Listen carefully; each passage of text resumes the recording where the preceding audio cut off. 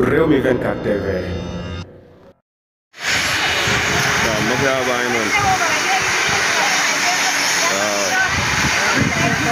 gaa ngi ni de mafia bu dëgër bi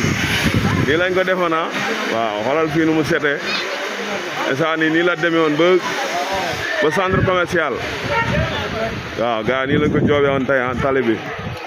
waaw set setal national et international gaa nii lañ ko jënoon waaw non toog mu ndox amatul léegi léegi liggéey rek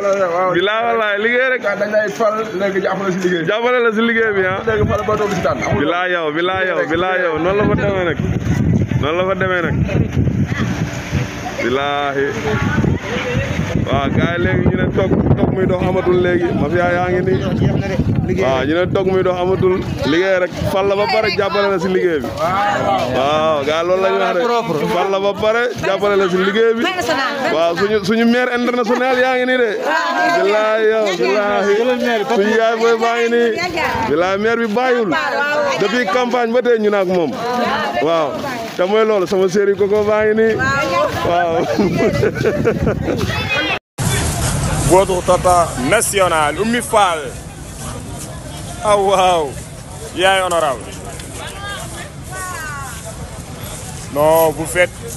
un excellent travail ça c'est mon général Doumbouya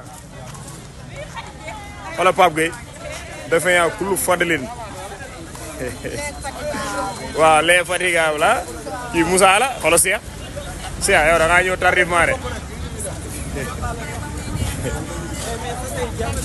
kii gàll la Ibnu man la Pap Kaolack 0 décès kay kii gàll la Massaw 0 décès ànd ak UCG saa yéen a ngi mené un excellent travail réew mi kontaan nañ de.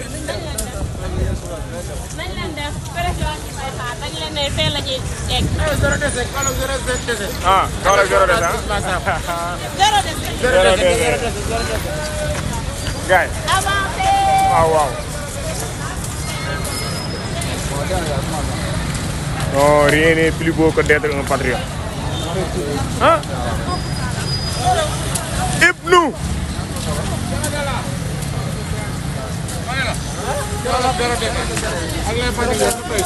défaillant infatigable bilaay walaay loolu lu métti yàggul